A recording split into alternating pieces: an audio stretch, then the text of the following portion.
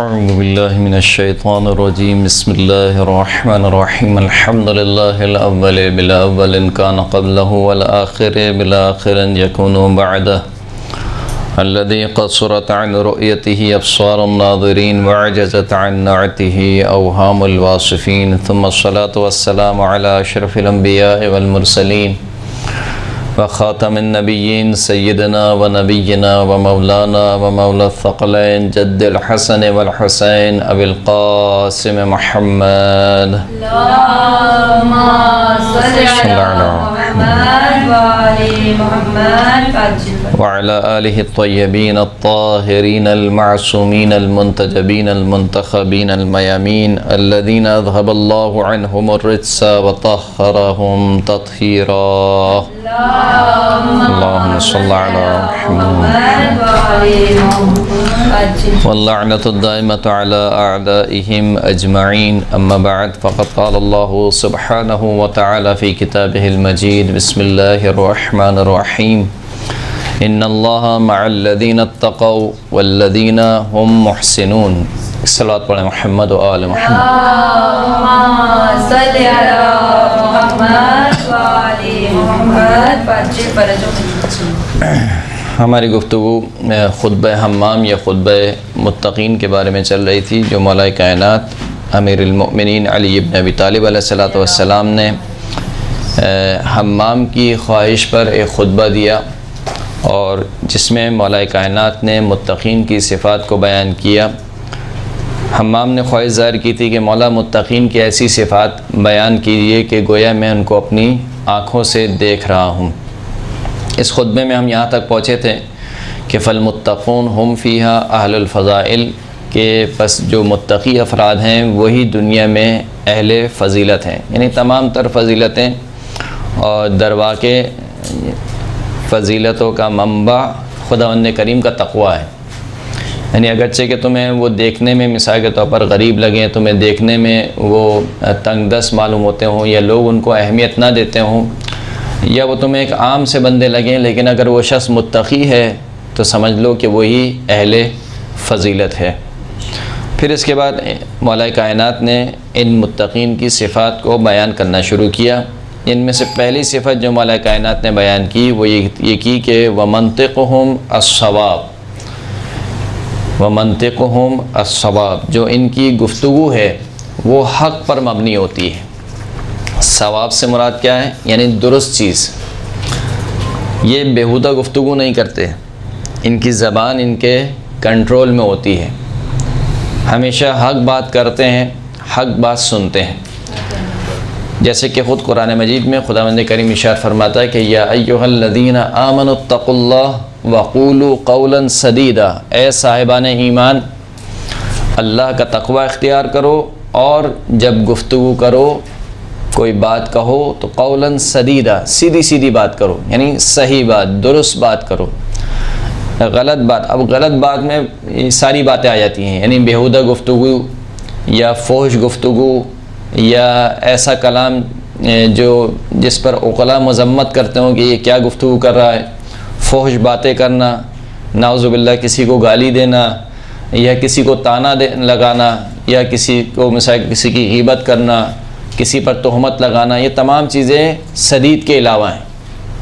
یہ تمام چیزیں ثواب کے علاوہ ہیں. ثواب سواد سے، سواد واو اور بے، یعنی حق کے علاوہ ہیں. یا ایھا الذین آمنوا اتقوا اللہ، یعنی یہ اس قدر اہم ہے کہ خداوند کریم نے اس کو تقوی کے ساتھ جوڑ دیا ہے. لیکن تقوی جو ہے وہ ایک عام حکم ہے، یعنی آپ کو ہر اعتبار سے تقوی اختیار کرنا ہے، چاہے وہ گفتار کے اعتبار سے ہو، چاہے وہ کردار کے اعتبار سے ہو، چاہے وہ فردی آپ کا کوئی فعل ہو، چاہے وہ آپ کا اجتماعی فعل ہو. آپ کو ہر اعتبار سے تقوی اختیار کرنا ہے. لیکن جب تقوی کے بعد خداوند کریم کوئی خاص کسی خاص چیز کا ذکر کرے تو اس کا مطلب یہ ہے کہ یہاں پر خداوند کریم زور ڈالنا چاہتا ہے کہ یہ چیز خاص اہمیت رکھتی ہے تقوی میں. جیسے کہ پہلے بھی شاید ہم نے بیان کیا تھا کہ یا ایھا الذین آمنوا اتقوا اللہ وکونوا مع الصادقین، اے صاحبان ایمان تقوی اختیار کرو اور ہو جاؤ سچوں کے ساتھ. اس کا مطلب یہ ہے کہ اگر کوئی شخص متقی پرہیزگار ہے، نماز روزہ کرتا ہے، لیکن اگر وہ سچوں کے ساتھ نہیں ہے تو وہ سب کچھ ہو سکتا ہے، متقی پرہیزگار نہیں ہو سکتا۔ اسی طریقے سے یہاں پر بھی یا ایھا الذین آمنوا اتقوا اللہ وقولوا قولا سدیدا، اگر کوئی شخص نمازی پرہیزگار ہے لیکن اس کی زبان سے لوگ ڈرتے ہیں، یعنی اس سے بات کرتے ہوئے لوگ ڈرتے ہیں کہ یار اس کی زبان بہت تیز ہے، یہ کوئی بھی بات کہہ دے گا اور جو ہے وہ ہماری مثال کے طور پر جو بےزتی ہو جائے گی معاشرے میں، یا جو لوگ بیٹھے ہوئے ہیں، یعنی لوگ جس کی زبان سے خوف کھاتے ہوں، چاہے وہ نمازی و پرہیزگاری کیوں نہ ہو، وہ متقی نہیں ہے۔ یا ایھا الذین آمنوا اتقوا اللہ وقولوا قولا سدیدا، قول سدید۔ اگر تم نے یہ کام کیا تو کیا ہوگا؟ یعنی اگر فقط اپنی زبان کو تم نے کنٹرول کر لیا، یہ زبان جو کہ دیکھنے میں انسان کے اعضاء میں سے بہت چھوٹا سا عضو ہے، لیکن اگر اسی زبان کو انسان نے کنٹرول کر لیا تو کیا ہوگا؟ یصلح لکم اعمالکم، اگر تم نے یہ کام کیا تو خداوند کریم تمہارے اعمال کی اصلاح فرمائے گا۔ یعنی کیا مطلب؟ یعنی اعمال میں جو تھوڑی بہت کوتاہی رہ گئی ہے، جو تھوڑی بہت کمی رہ گئی ہے، یا کوئی عمل تم سے صحیح طریقے سے انجام نہیں دیا جا رہا ہے، خداوند کریم اس عمل کی اصلاح فرمائے گا۔ یعنی زبان کو اگر تم نے کنٹرول کر لیا تو تمہارے کردار کی اصلاح خود بخود ہو جائے گی۔ خداوند کریم کہہ رہا ہے کہ اگر تم نے زبان کو کنٹرول کر لیا، یصلح لکم اعمالکم۔ دوسرا کا ویغفر لکم ذنوبکم، اور تمہارے گناہ بخش دے گا۔ یعنی دوسری صفت بیان کر رہے ہیں۔ ہاں، یعنی دوسرا جو اس کا نتیجہ ہے، اگر تم نے یہ کام کیا، یا ایھا الذین آمنوا اتقوا اللہ وقولوا قولا سدیدا، علیہ السلام، ایسا ایمان تقوی اختیار کرو اور قول سدید۔ قول سدید کا مطلب کیا ہے؟ درست بات، حق بات۔ اس کے علاوہ جتنی بھی باتیں ہیں وہ سب کیا ہیں؟ قول سدید کے علاوہ ہیں، جیسے کہ ہم نے بیان کر دیا۔ اگر تم نے یہ کام کیا تو پہلے جو انعام تمہیں ملے گا یا ریوارڈ تمہیں ملے گا، وہ پہلا ریوارڈ یہ ہے کہ وہ تمہارے اعمال کی اصلاح کرے گا۔ دوسرا یہ ہے کہ وَيَغْفِرْ لَكُمْ ذُنُوبَكُمْ، تمہارے سارے کے سارے گناہوں کو بخش دے گا۔ وَمَن يُطِعِ اللَّهَ وَرَسُولَهُ فَقَدْ فَازَ فَوْزًا عَظِيمًا، جو شخص بھی اللہ اور اللہ کے رسول کی اطاعت کرے تو وہ یقیناً ایک عظیم کامیابی سے ہمکنار ہو گیا۔ سورہ مبارکہ احزاب کی یہ دو آیتیں ہیں، آیت نمبر 70 اور آیت نمبر 71۔ تو یہ جو پہلی صفت مولا کائنات بیان فرما رہے ہیں کہ دیکھو اگر تقوی اختیار کرنا چاہتے ہو، سب سے پہلا کام جو تمہیں کرنا ہے، اپنی جو چھوٹی سی زبان ہے اس کو قابو میں رکھنا ہے۔ صحیح نا؟ منطقہم الصواب، ان کی گفتگو کیا ہوتی ہے؟ حق پر مشتمل ہوتی ہے۔ بیہودہ گفتگو نہیں کرتے، کسی کا بلا وجہ مذاق نہیں اڑاتے، کسی کی تحقیر نہیں کرتے، کسی کی غیبت نہیں کرتے، کسی پہ تہمت نہیں لگاتے، بلکہ ان کی جو زبان ہے وہ زبان مصروف رہتی ہے یا ذکر الہی میں یا ایسی گفتگو میں جو کہ فائدہ مند گفتگو ہوتی ہے۔ المرء مخبوء تحت لسانہ فاذا تکلم ظہر، بحر الانوار میں روایت نقل کی گئی مولا کائنات سے کہ انسان اپنی زبان کے نیچے چھپا ہوا ہے۔ یعنی ایک شخص آ کے خاموش بیٹھا رہے تو آپ کو نہیں معلوم ہوگا کہ یہ کتنے پانی میں ہے، یہ عالم ہے، عالم نہیں ہے، اس کا جو ہے وہ اس کا لیول کیا ہے، کتنا پڑھا ہوا ہے، کتنا پڑھا ہوا نہیں ہے، آیا یہ با اخلاق شخص ہے یا بد اخلاق شخص ہے۔ یعنی ایک بت کی طرح ہے۔ اگر ایک بت آپ سامنے دیکھیں اور اس سے پوچھیں کہ یہ آپ سے کوئی پوچھے کہ یہ کیسا ہے تو آپ کوئی جواب نہیں دے سکتے، لیکن جب کوئی شخص بولنا شروع کرتا ہے تو پھر پتہ چلتا ہے کہ کتنے پانی میں ہے، عالم ہے یا عالم نہیں ہے، با اخلاق ہے یا بد اخلاق ہے، یہ جو ہے وہ سنجیدہ گفتگو کرنے والا ہے، سنجیدہ آدمی ہے، یا اسی طریقے سے چٹکلے مارنے والا اور ایک دوسرے پر طنز اور طعنے کے تیر چلانے والا یا زبان سے نشتر لگانے والا ہے۔ تو المرء مخبوء تحت لسانہ، انسان اپنی زبان کے نیچے چھپا ہوا ہے۔ فَإِذَا تَكَلَّمَ ظَهَرَ، جب وہ گفتگو کرتا ہے تو ظاہر ہو جاتا ہے۔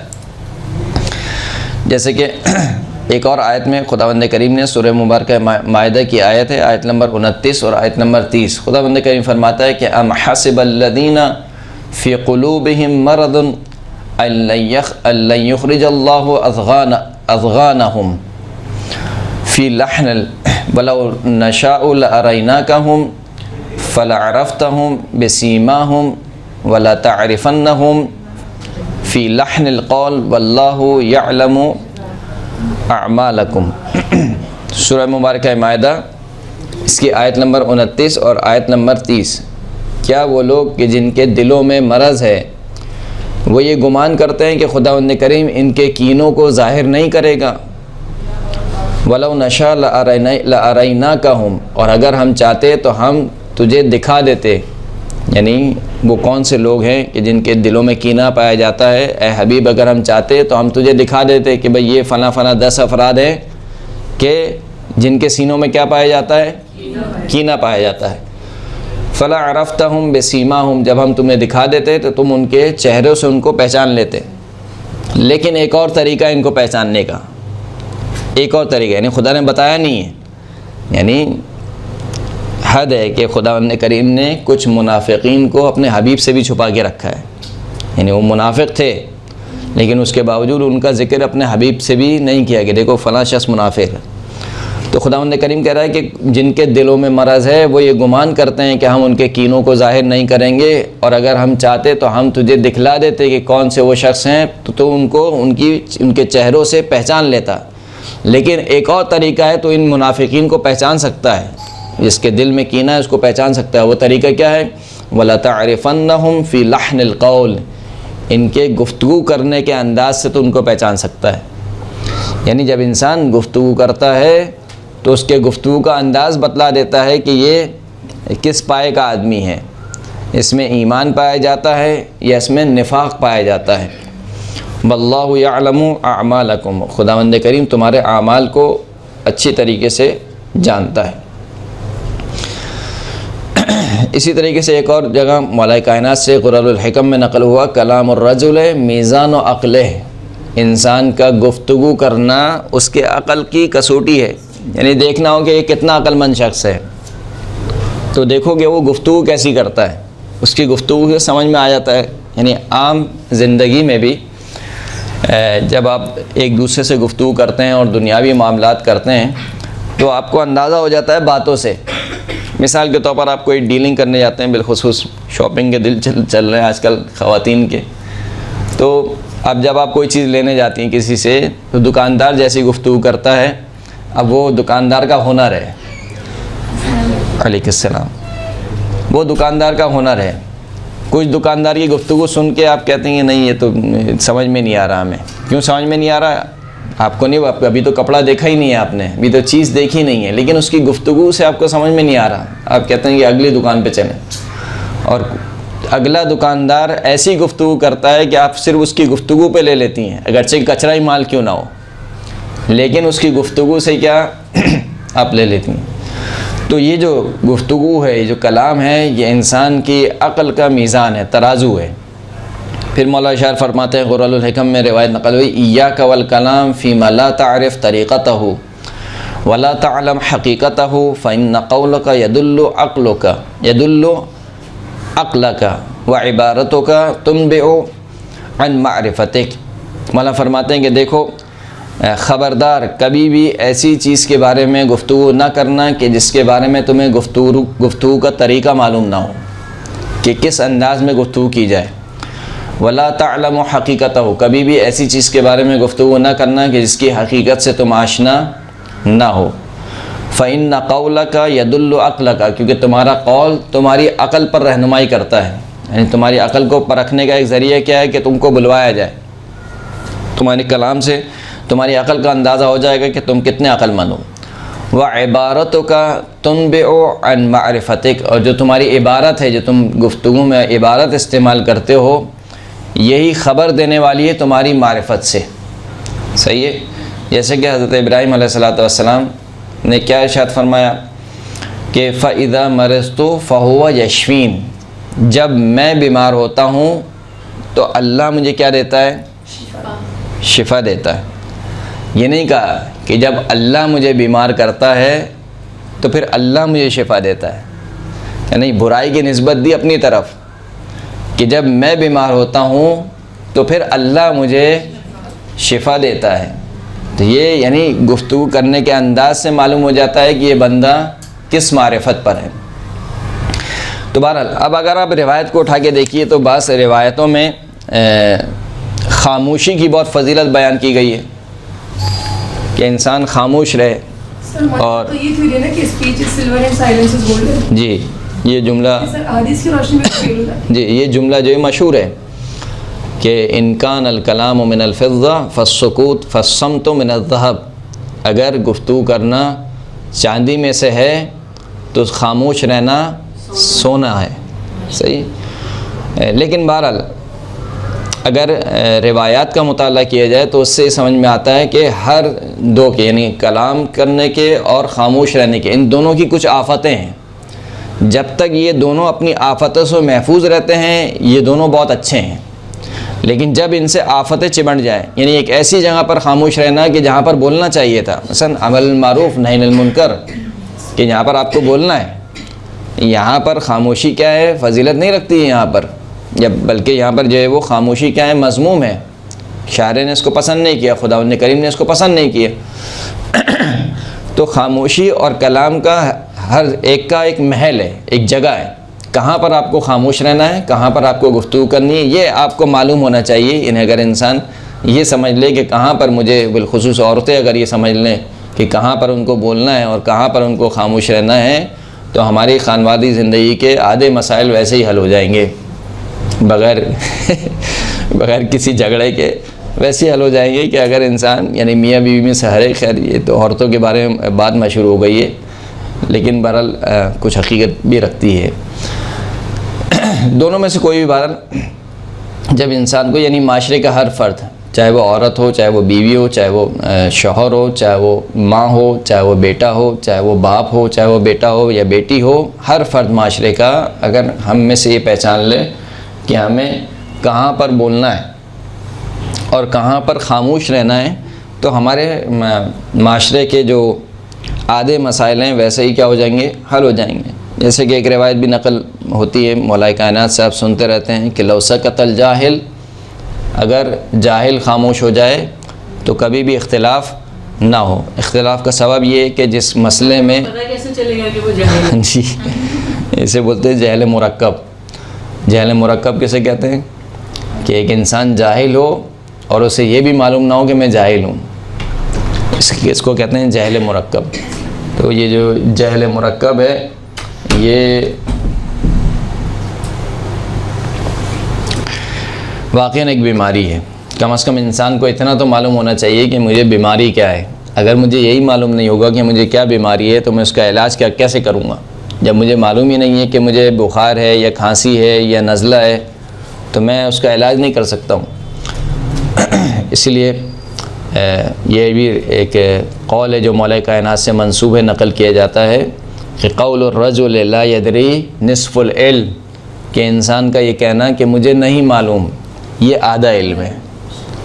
کہ کم از کم اس کو یہ تو پتہ ہے کہ نہیں معلوم, یہ آدھا علم ہے. اب آدھا علم کب ہوگا, جب وہ جان لے گا, یعنی جو چیز اس کو نہیں معلوم ہے اسے معلوم کر لے گا تو وہ پورا علم ہو جائے گا. تو خاموشی کی بھی اپنے فضائل بیان ہوئے, کلام کرنے کے بھی اپنے جگہ فضائل بیان ہوئے, لیکن ان دونوں کے لیے جیسے کہ ہم نے کہا کہ کچھ آفات ہیں, کچھ بلیات ہیں. اگر یہ دونوں خاموشی اور کلام اپنی آفتوں سے محفوظ رہیں کہ تو دونوں کے دونوں اپنی جگہ پر فضیلت رکھتے ہیں. جیسے کہ ایک روایت نقل ہوئی, احتجاج تبرسی میں اس روایت کو نقل کیا گیا امام زین العابدین علیہ الصلوۃ والسلام سے.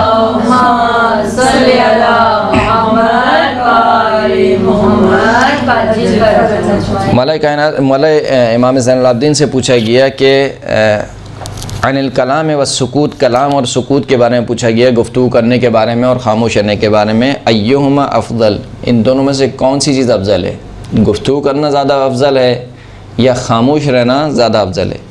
فقال, تو امام نے فرمایا کہ لکل واحد منہما آفات, ان دونوں میں سے ہر ایک کے لیے آفات ہیں, یعنی کچھ نقصان دہ چیزیں ہیں. فَإِذَا سَلِمَ مِنَ الْآفَاتِ فَالْكَلَامُ أَفْضَلُ مِنَ السُّكُوتِ, بس اگر یہ دونوں آفات سے محفوظ ہوں, یعنی ایک ایسی جگہ جہاں نہ خاموش رہنے میں کوئی مثال کے طور پر مسئلہ ہو اور نہ گفتگو کرنے میں کوئی مسئلہ ہو, یعنی ایک ایسی جگہ آپ فرض کریں کہ یہاں پر اگر میں خاموش رہوں تب بھی مجھے کوئی نقصان نہیں پہنچے گا یا معاشرے کو کوئی نقصان نہیں پہنچے گا, اور اگر میں گفتگو کروں تب بھی کوئی نقصان نہیں پہنچے گا, تو اگر کوئی ایسی صورت ہو جائے تو امام فرماتے ہیں کہ فالکلام افضل من السکوت, تو ایسے مقام پر گفتگو کرنا خاموش رہنے سے زیادہ بہتر ہے. کیوں؟ قیل وکیف ذاک یا ابن رسول اللہ، پوچھا گیا یا ابن رسول اللہ یہ کیسے آپ کہہ رہے ہیں؟ تو امام نے فرمایا کہ لأن اللہ عز وجل ما بعث الانبیاء والاوصیاء بالسکوت، خداوند کریم نے اپنے انبیاء اور اوصیاء کو خاموش رہنے کے ساتھ مبعوث نہیں فرمایا. یعنی کسی نبی کو نہیں بھیجا کہ تم جا کے خاموش رہو، کسی رسول کو نہیں بھیجا کہ تم جا کے خاموش رہو. اگر خاموشی ان کا فرض ہوتا، فریضہ ہوتا، تو دین اسلام کیسے پھیلتا، خدا کے احکامات کیسے لوگوں تک بیان کیے جاتے؟ یہ ایک وسیلہ ہے. بہرحال خداوند کریم نے جب زبان دی ہے تو زبان خداوند کریم نے ایسے ہی عبث تو خلق نہیں کر دی، تو یہ ایک وسیلہ ہے. تو خداوند کریم نے کسی نبی کو اور کسی وصی کو سکوت کے ساتھ مبعوث نہیں کیا. انما یبعثہم بالکلام، خداوند کریم نے انبیاء اور اوصیاء کو کلام کے ساتھ مبعوث فرمایا. وَلَسْتَحَقَّتِ الْجَنَّةُ بِالسُّكُوتِ، اگر ایسا ہوتا تو جنت خاموش رہنے کے ذریعے سے کوئی مستحق نہیں ہوتا.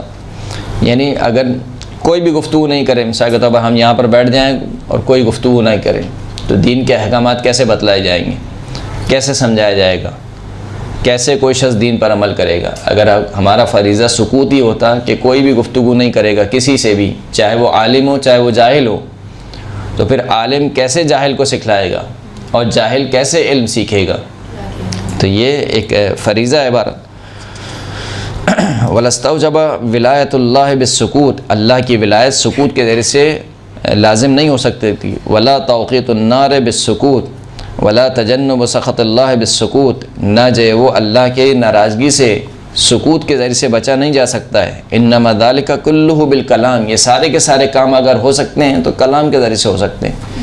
یعنی کوئی گفتگو کرنے والا ہو جو آپ کو بتلائے کہ جنت کا راستہ یہ ہے، جہنم کا راستہ یہ ہے، یہ کام کرو گے تو جنت میں جاؤ گے، یہ کام کرو گے تو دوزخ میں جاؤ گے، جب تک وہ بولے گا نہیں اس وقت تک عمل نہیں ہو سکتا ہے.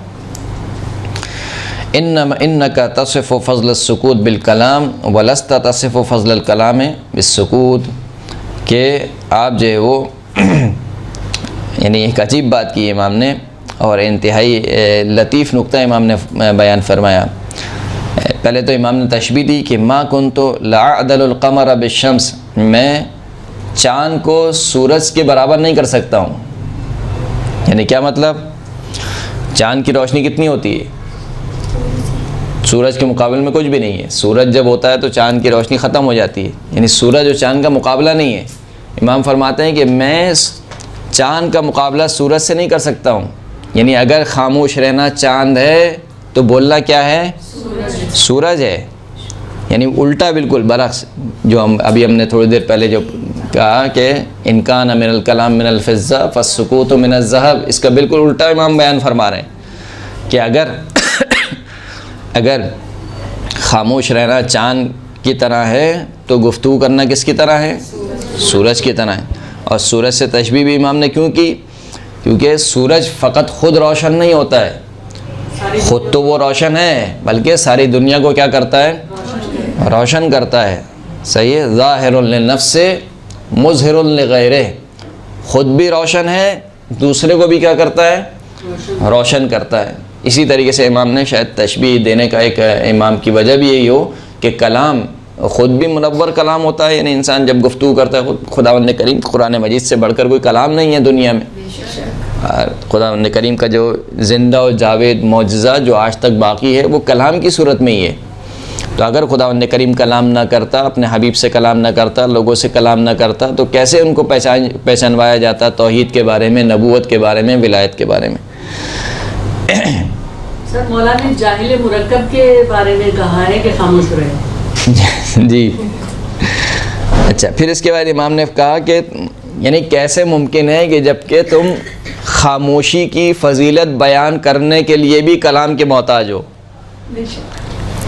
یعنی اگر آپ خاموشی کی فضیلت بیان کریں گے کیسے کریں گے؟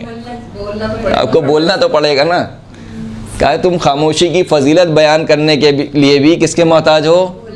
بولنے کے محتاج ہو، کلام کے محتاج ہو. نہیں ہو سکتا ہے. انک تصف فضل السکوت بالکلام، تم سکوت کی فضیلت کو بیان کرتے ہو کلام کے ذریعے سے.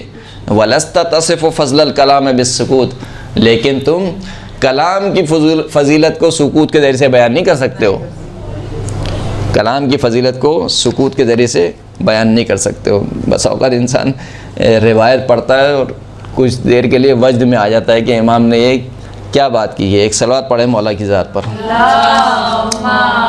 صلی اللہ علیہ محمد وآل محمد۔ لیکن جہاں یہ اس زبان کے اس قدر فائدے بیان ہو رہے ہیں اور کلام کے اس قدر فائدے بیان ہو رہے ہیں، وہیں پر اس کی آفت بھی کیا ہے؟ اتنی ہی عظیم ہے۔ یعنی شاید ایک درندہ اتنا چیر پھاڑ نہیں کرتا جتنا انسان کی زبان کام کر دیتی ہے۔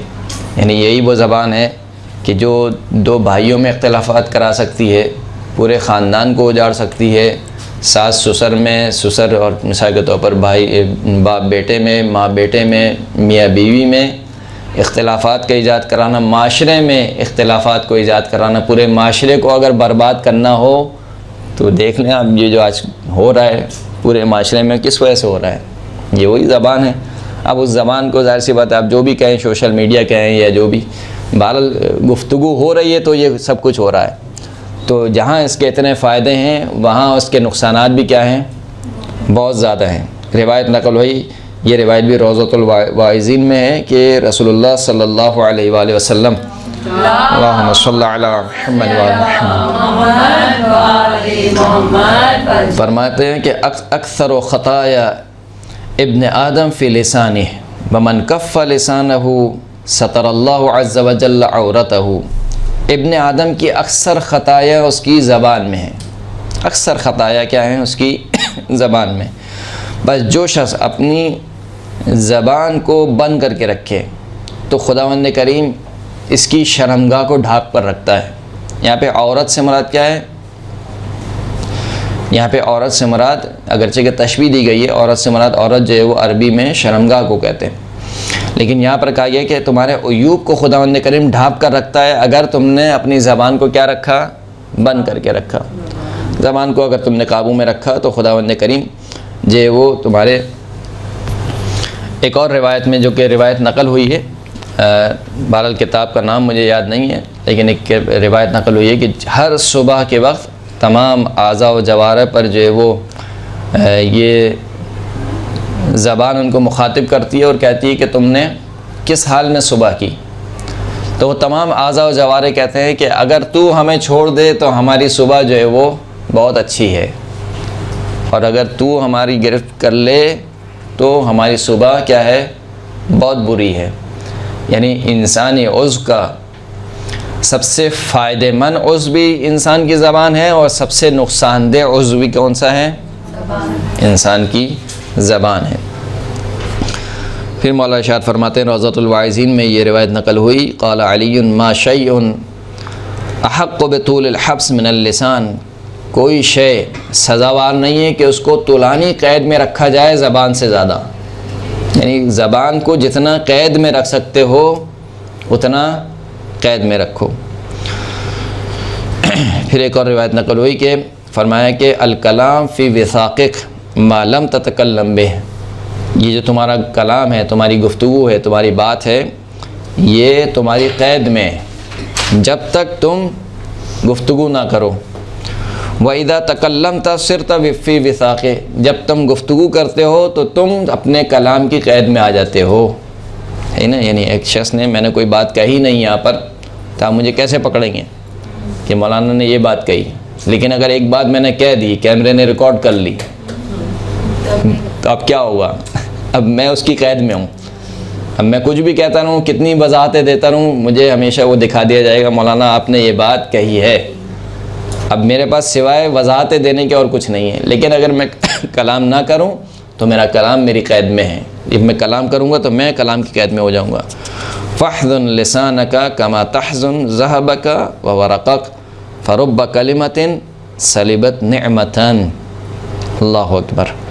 اپنی زبان کو اس طریقے سے محفوظ کر کے رکھو، خزانے میں رکھو جس طریقے سے تم سونے اور چاندی کو خزانے میں رکھتے ہو، یعنی جس طریقے سے تمہارا گولڈ جو ہے وہ بالکل محفوظ جگہ پہ رہتا ہے کہ کوئی لے نہ جائے، کسی کی نظر نہ پڑ جائے، کہ بالکل اسی طریقے سے اپنی زبان کو محفوظ جگہ پر رکھو۔ پھر مولا فرماتے ہیں کہ رب کلمتن سلبت نعمہ، بعض کلمے نعمت کو سلب کر لیتے ہیں، یعنی بعض کلمے یعنی دیکھنے پر اب دیکھیں کتنا آسان ہے، یعنی میں گفتگو کر رہا ہوں، کیا کر رہا ہوں ابھی، ایک زبان ہے چپڑی سی وہ ہل رہی ہے بس، کہا کہ یہ کچھ کلمے جو تمہیں بہت آسان لگ رہے ہیں، یہ کچھ کلمے نعمت کو کیا کر لیتے ہیں، سلب کر لیتے ہیں۔ صحیح، غصے میں آ کے والدین کو کچھ کہہ دیا، غصے میں آ کے والدہ کو کچھ کہہ دیا، غصے میں آ کے والد کو کچھ کہہ دیا، والدین ناراحت ہو گئے، یہ وہ اذیت میں آ گئے کہ ہمارے بیٹے نے مثال کے طور پر یہ بات کہہ دی، بیٹی کو مثال کے طور پر روزے میں کچھ بیٹی نے کچھ ماں کو کہہ دیا، جو بات ماں نے دل میں بٹھا لی کہ یہ میری بیٹی نے مجھے یہ بات کہہ دی، تو انسان ان چیزوں کو چھوٹا نہ سمجھے، بالخصوص والدین کی ناراضگی کو انسان کبھی بھی چھوٹا نہ سمجھے، کبھی بھی۔ آپ کے پاس اگر دنیا اور مافیہا کی دولت کیوں نہ ہو، آپ دنیا کے امیر ترین شخص کیوں نہ ہو، دنیا کی ساری سعادتیں آپ کے پاس کیوں نہ ہو، آپ یعنی آپ دنیا کی کہا جائے کہ اگر کون متقی و پرہیزگار ہے تو لوگ آپ کا نام لیتے ہوں، اس کے باوجود بھی ایک کلمہ کئی وقت کی نماز جو ہے وہ پھر قبول نہیں ہوتی، اگر جو ہے وہ والدین کو اذیت پہنچا دی گئی تو والدین کی اذیت جو ہے وہ یعنی خدا نے عجیب رکھا ہے کہ خدا سے برداشت نہیں ہے، چاہے کافر ہی کیوں نہ ہو، چاہے کافر ہی کیوں نہ ہو، یعنی حضرت آپ کو اپنے بچوں کو معاف کرتے رہنا والدین کا دل ویسے بھی، والدین کا دل تو ویسے ہی بہت بڑا ہوتا ہے، بالخصوص ماں کا دل جو ہے وہ، ماں چاہے بچے کو کچھ بھی کہہ دے، حتیٰ مار بھی دے، لیکن پھر وہی ماں ہوتی ہے جو تھوڑی دیر بعد ہی اس کو گلے لگا لیتی ہے، اور پھر وہ یعنی میں نے ایسی ماں کو بھی دیکھا ہے جو بچے کو مارنے کے بعد خود رونے لگتی ہیں۔ اب آپ نے بچے کو مارا ہے، اب آپ کیوں رو رہی ہیں، کہا بچہ تو میرا ہی ہے۔ تو خداوند کریم سب کی ماؤں کو سلامت رکھے، جن کی جا چکی ہیں خداوند کریم ان کی مغفرت فرمائے، ان کے درجات کو بلند فرمائے، جوار معصومین میں جگہ عطا فرمائے، ان کو ان کے قبور کو منور فرمائے، اور ان کے قبور کو جنت کے باغوں میں سے ایک باغ قرار دے۔ ایک صلوات پڑھے محمد و آل محمد۔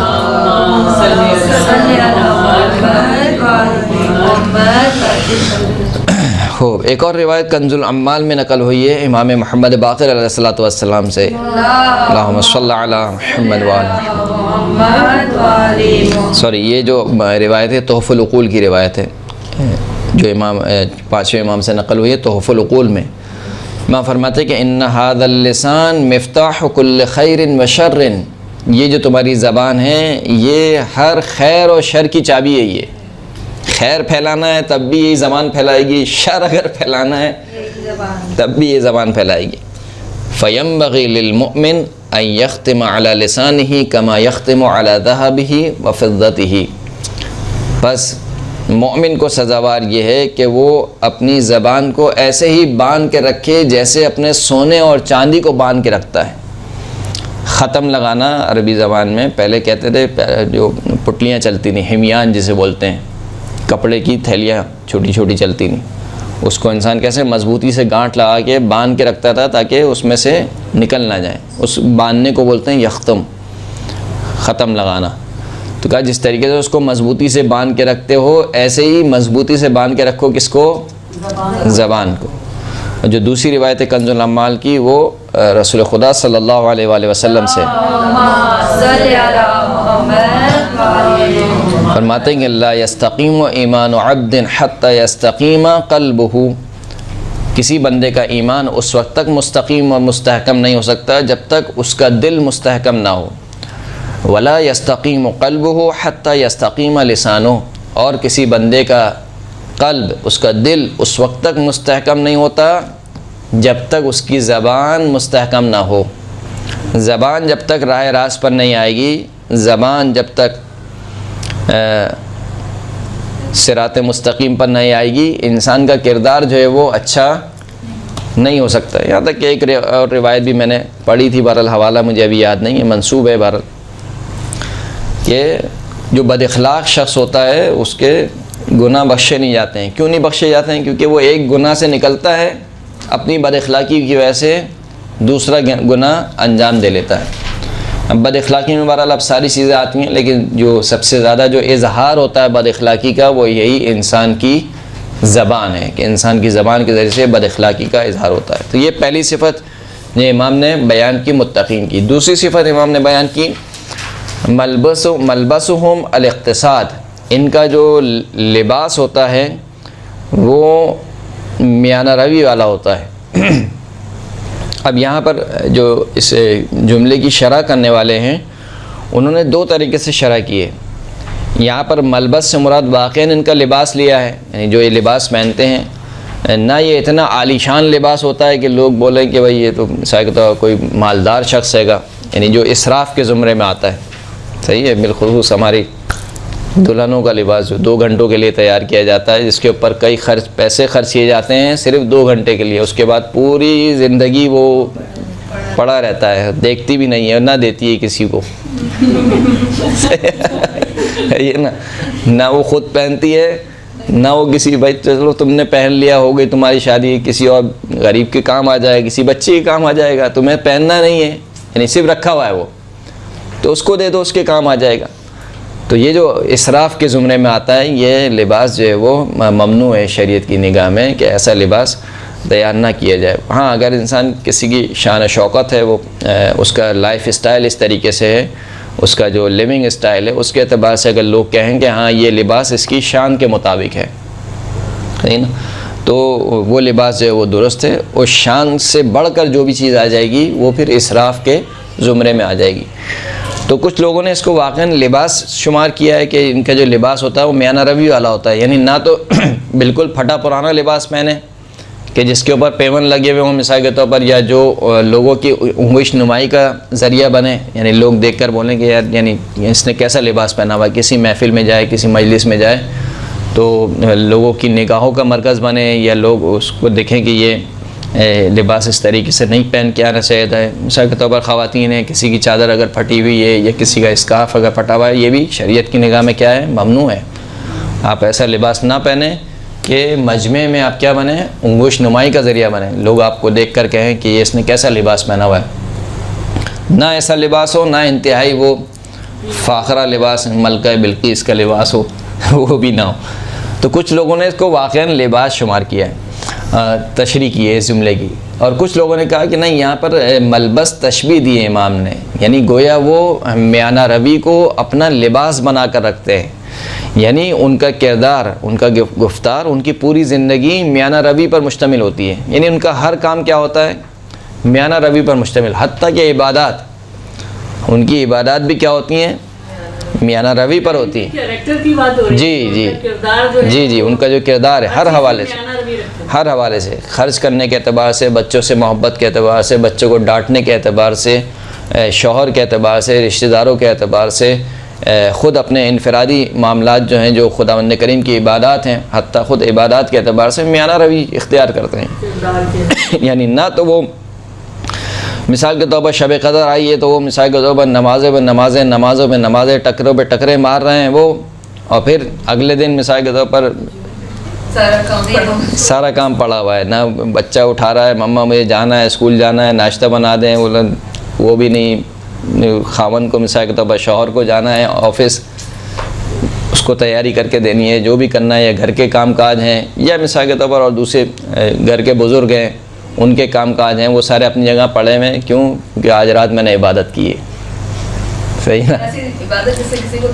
ہاں، تو حتیٰ انسان کو عبادات میں بھی میانہ روی اختیار کرنی چاہیے۔ حتیٰ خود روایات میں آیا ہے کہ دیکھو مستحبات پر عمل کرو، اور جب تک تمہارا دل ساتھ دے، اکساؤ نہیں اپنے آپ کو، اور جب تمہیں ایسا لگنے لگے کہ اب تم بور ہو رہے ہو، صحیح نہیں، جب تک دل مائل نہ ہو تو پھر اس کو چھوڑ دو، پھر تم اختصار کرو گے اس کے اوپر، واجبات کے اوپر۔ تو انسان کو عبادات کرنے میں بھی میانہ روی اختیار کرنے کا حکم دیا گیا ہے، اگرچہ کہ اگر اس کو اگر لباس کے لیے اعتبار سے بھی لیا جائے تو کوئی اتنا بہت زیادہ ایسا نہیں ہے کہ کوئی غلط معنی ہو سکتا ہے کہ یہ عام ہو، یعنی خود لباس کو بھی شامل کرے۔ اور لباس کے اعتبار سے اگر دیکھا جائے تو ہمیں ائمہ اطہار کی سیرت ملتی ہے، جیسے کہ چھٹے امام جعفر صادق علیہ السلام،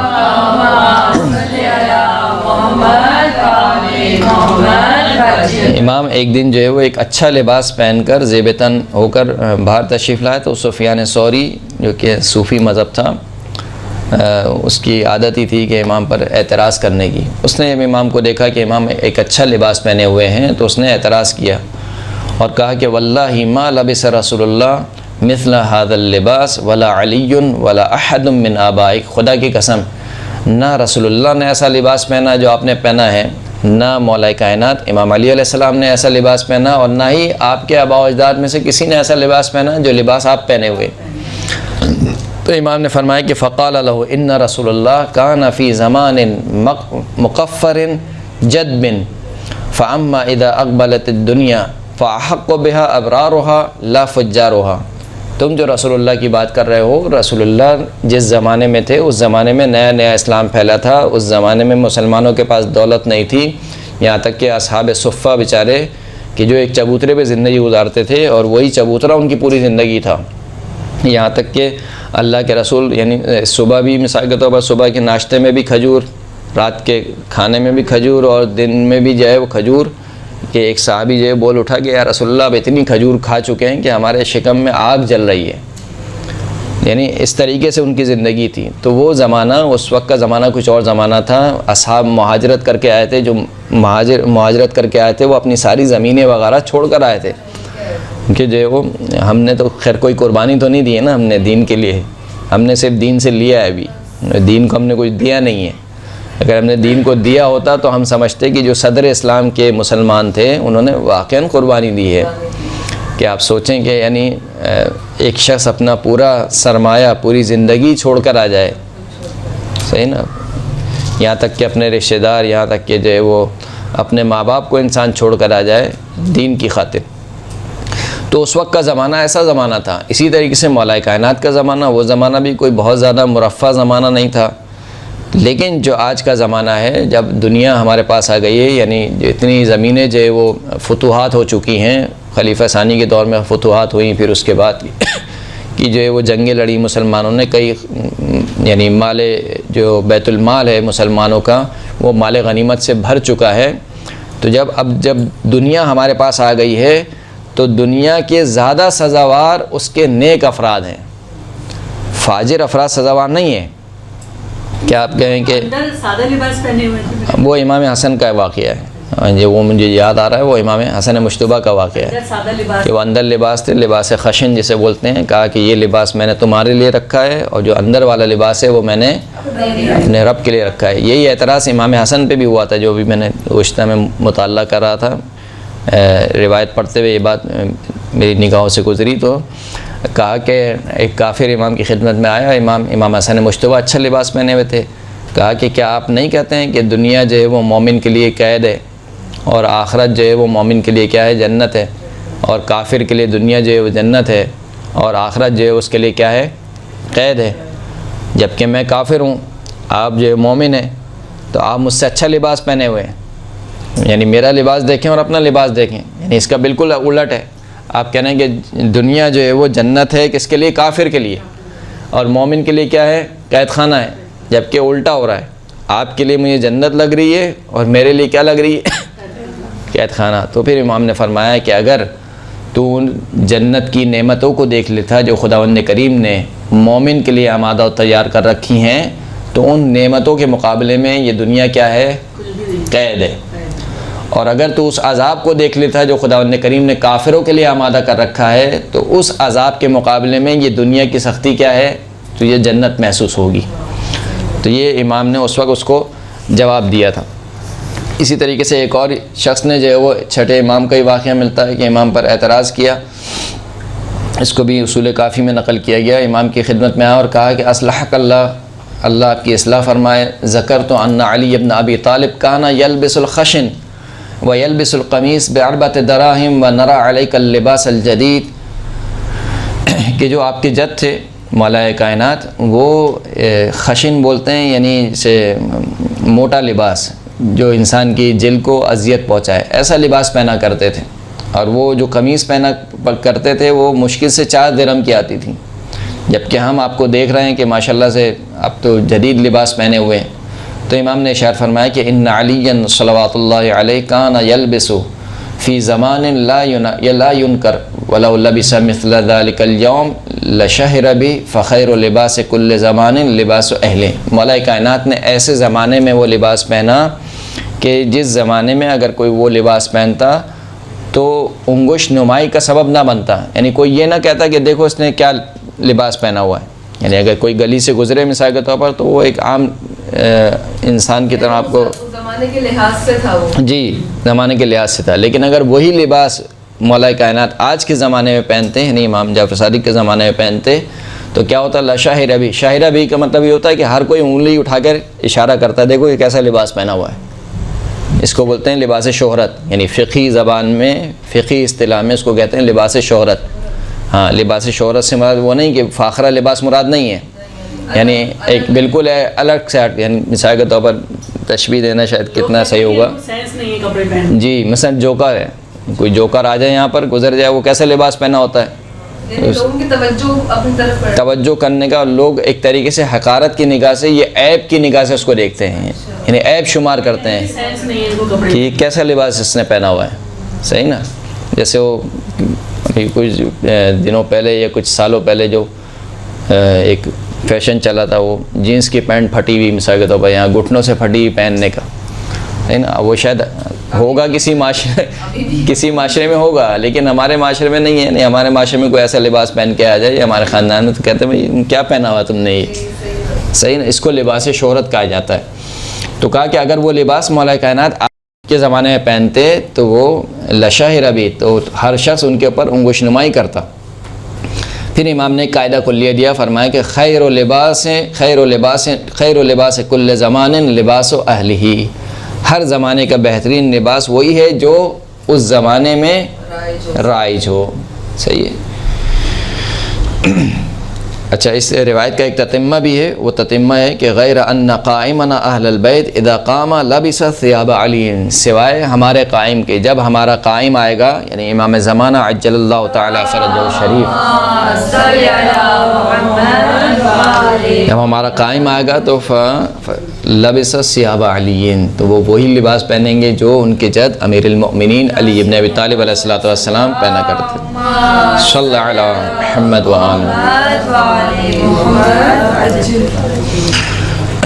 اسی طریقے سے ایک اور روایت ہے جو کہ 5ویں امام سے فرماتے ہیں کہ رسول اللہ صلی اللہ علیہ وآلہ وسلم نے فرمایا کہ ان ھذا الدین متین فاوغلوا فیہ برفق ولا تکرہوا عبادۃ اللہ الی عباد اللہ فتکونوا کالراکب المنبت الذی لا سفرا قطع ولا ظہرا ابقى. رسول اللہ نے فرمایا کہ دیکھو یہ جو دین ہے یہ دین بہت ہی محکم ہے. سر میں نے کہیں پڑھا تھا کہ امام جب تشریف لائیں گے تو رسول اللہ جیسا لباس پہنیں گے. جی تو ان کا لباس ایک ہی ہے. مولا کائنات کا لباس الگ نہیں ہے. اچھا جی یہاں تک کہ روایت نقل ہوتی ہے کہ جب ظاہری خلافت ملی مولا کائنات کو تو شاید اعمال صدوق میں اس روایت کو نقل کیا گیا تو مولا ممبر پر گئے. وہی امامہ پہنا جو رسول اللہ نے پہنا تھا. وہی پیراہن پہنی جو رسول اللہ نے پہنی تھی. وہی زرہ حمائل کی جو کہ رسول اللہ حمائل کیے ہوتے تھے. وہی تلوار لیے ہوئے. یہاں تک کہ لعنین مبارک جو چپلیں جو جوتیاں امام نے پہنی تھیں وہ جوتیاں بھی وہی تھیں جو رسول اللہ پہنا کرتے تھے. جب اسی جگہ میں بیٹھے تھے جہاں پر جی جی وہ بیٹھتے تھے. جی سبحان اللہ. صلی اللہ علیہ محمد و آلہ. تو اللہ کے رسول فرماتے ہیں کہ دیکھو یہ جو دین ہے یہ انتہائی مستحکم دین ہے. بس اس دین پر آہستگی کے ساتھ چلو یعنی آرام کے ساتھ. کوئی جلدی نہیں ہے. دوڑنے کی ضرورت نہیں ہے. کیوں؟ اور لوگوں کی عبادت اللہ کی عبادت کو لوگوں کے نزدیک لوگوں کو اللہ کی عبادت سے متنفر نہ کرو. یعنی وہی وہ مسلمان والا واقعہ جو آپ نے بیشتر سنا ہوگا. ایک رات کا جو مسلمان ہے سنا ہے واقعہ نہیں سنا ہے مشہور واقعہ. ہاں وہ نمازوں والا وہ یہودی مسلمان ہوتا ہے. وہ کہتا ہے چلو بھائی نماز پڑھو. پھر اس کے بعد دوبارہ آیا نماز پڑھو. پھر تیسری بار آیا نماز پڑھو. پھر رات کے وقت مثال کے طور پر آیا نماز پڑھو. کہا کہ بھائی وہی پرانا دین صحیح ہے. تو اللہ کی عبادت کو جو ہے وہ لوگوں کو اللہ کی عبادت سے متنفر نہ کرو. یعنی بسا اوقات ایسا ہوتا ہے ہم جب خود دیندار ہوتے ہیں تو ہم یہ سمجھتے ہیں کہ یعنی اگلا بھی جو ہے وہ اسی کرائٹیریا پر آ جائے. یعنی میں اگر مثال کے طور پر دعا ابو حمزہ سمالی پڑھتا ہوں شہر میں, باقی سب کو پڑھے. تو میں چاہتا ہوں کہ میری بیٹی بھی پڑھے. اور وہ نہیں پڑھتی ہے تو میں اس کو ڈانٹتی ہوں کہ بھائی تم کیوں نہیں پڑھ رہی ہو. دعائیں ہم ابو حمزہ سمالی صحیح ہے, اچھی بات ہے, آپ پڑھیں, لیکن بہرحال ایک مستحب کام ہے. صحیح. یا مثال کے طور پر تلاوت قرآن صحیح ہے, ماہ مبارک رمضان میں کرنی چاہیے, لیکن بچہ ہے اس نے روزہ بھی رکھا ہوا ہے تو وہ جتنا کر سکتا ہے اس کو اتنا کروائیں. اس کے اوپر برڈن نہیں دیں, نہیں تمہیں یہ بھی کرنا ہے, تمہیں یہ بھی کرنا ہے, زیارت عاشورہ بھی پڑھنی ہے تمہیں, نماز شب بھی پڑھنی ہے تمہیں. یہ کام بالخصوص بچوں کے حوالے سے, بچہ کیونکہ اس کا ذہن ابھی چھوٹا ذہن ہے, وہ ابھی اس لیول پہ نہیں ہے, اس نے زمانے کی وہ سختیاں نہیں دیکھی ہیں جو آپ نے دیکھی ہیں. تو وہ جو بچہ ہے اس بچے کو آہستہ آہستہ آپ کو لے کر آنا ہے. ہاں, اگر وہ ابھی واجبات ہی کر رہا ہے تو وہ واجبات ہی اس کے لیے کافی ہیں. اگر آپ دیکھتے ہیں کہ نہیں یہ بچہ ہے مثال کے طور پر انٹرسٹ لے رہا ہے نماز نماز شب پڑھنے میں, یا قرآن مجید پڑھنے میں, یا دعائیں پڑھنے میں, یا اعمال شب قدر انجام دینے میں, تو یقیناً آپ کو اس کو کرانے چاہیے. تشویق آپ کو دلانی چاہیے, میں تشویق کا منع نہیں کر رہا ہوں, لیکن برڈن نہیں ڈالنا چاہیے, زبردستی نہیں کرنی چاہیے کہ نہیں دیکھو آج کی رات تم جاگنے کی رات ہے, تم سو جاؤ گی اور یہ ہو جائے گا, وہ ہو جائے گا, فلاں ہو جائے گا. پتہ چلے کہ وہ سمجھے کہ پوری زندگی میری جہنم ہو گئی کہ اگر میں آج کی رات سو گئی. تو یہ کام نہیں کرنا ہے. لا تکرہو عبادت اللہ الی عبادہ. صحیح ہے, بندوں کو اللہ کی عبادت سے متنفر نہیں کرو. فتکونوا کالراکب, تم ہو جاؤ گے اس سوار کی طرح جو بہت تیز دوڑ رہا ہے, لیکن نہ تو اس سے سفر طے کیا جا رہا ہے اور نہ ہی اب اس کی سواری کی کمر باقی بچی ہے. یعنی اگر ایک اونٹ ہے یا جو بھی ہے, جو بھی سواری ہے, اس کی ایک لمٹ ہے کھینچنے کی. یعنی اگر آپ گاڑی لے لیں, چلیں, آپ گاڑی میں کتنی ریس دیں گے؟ 220 240 مثال کے طور پر. اب اگر آپ لگاتار اس کو 240 پہ چلائیں گے اس گاڑی کو, اور بیچ میں اس کو ریسٹ نہیں دیں گے, تو کیا ہوگا؟ یہ گاڑی بند ہو جائے گی, ہیٹ اپ ہو جائے گی, گاڑی ہیٹ اپ ہو جائے گی. نہ آپ سے سفر طے ہوگا, نہ ہی آپ کی گاڑی بچے گی. تو یہی رسول خدا تشبیہ دے رہے ہیں کہ دیکھو اگر تم نے اس قدر جو ہے وہ دین پر اللہ کی عبادت کو انجام دینے میں تم نے کہا کہ نہیں آج تو سب کام کرنے, آج شب قدر ہے, کوئی دعا نہیں چھوٹنی چاہیے. صحیح ہے, دعائے ابو حمزہ سمالی بھی پڑھیں گے, دعائے مشلول بھی پڑھیں گے, دعائے جوشن کبیر صغیر, پوری مفاتی آج پڑھنی ہے. صحیح ہے نا. عابد حسین تو سر یہی چاہتے ہیں پوری نہیں, وہ آپ کو آپشن دیتے ہیں کہ دیکھیں یہ بھی آپشن ہے. نہیں, وہ تو ڈاکٹر ہے نا, ڈاکٹر کا کام کیا ہوتا ہے؟ ڈاکٹر کا کام یہ ہوتا ہے کہ آپ کو ساری ڈاکٹر کا کام یہ ہوتا ہے کہ آپ کو ساری اچھی چیزیں بتا دیں کہ دیکھیں اس میں یہ فائدہ ہے, اس میں یہ فائدہ ہے, اس میں یہ فائدہ ہے. اب آپ خود اپنے زیادہ کیا ہیں, ڈاکٹر ہیں, آپ خود جانتے ہیں کہ مجھ میں کیا کمی ہے, مجھے کس چیز کی زیادہ ضرورت ہے. تو اب آپ کو بوفے لگا ہوتا ہے نا, بوفے میں آپ سب تو نہیں کھا جاتی ہیں, یہ ساری چیزیں آپ بھر بھر کے کھاتی ہیں, نہیں کھاتی. وہ چیز جو آپ کو سب سے زیادہ پسند ہوتی ہے کہ یہ تو نہیں چھٹنی چاہیے. پھر اس کے بعد دوسری چیزیں آپ دیکھتے ہیں, پھر اگر آپ کھا سکیں تو کھا سکیں, ورنہ چھوڑ دیتے. یہی کام آپ نے شب قدر میں بوفے لگتا ہے پورا. صحیح ہے, ان بوفوں میں جو آپ کو سب سے زیادہ امپورٹنٹ چیزیں ہیں وہ کام کرنی چاہیے. پھر اس کے بعد اگر وقت مل جائے, ہمت ہو اور وقت ساتھ دے تو آپ کریں, نہیں تو یہ نہ سمجھے کہ نہیں میں تو بدبخت رہ گئی.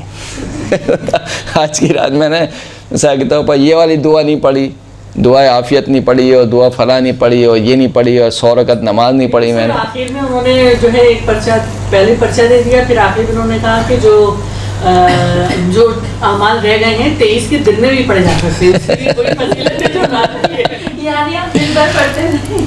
صحیح. وآخر الدعوانا الحمد للہ رب العالمین.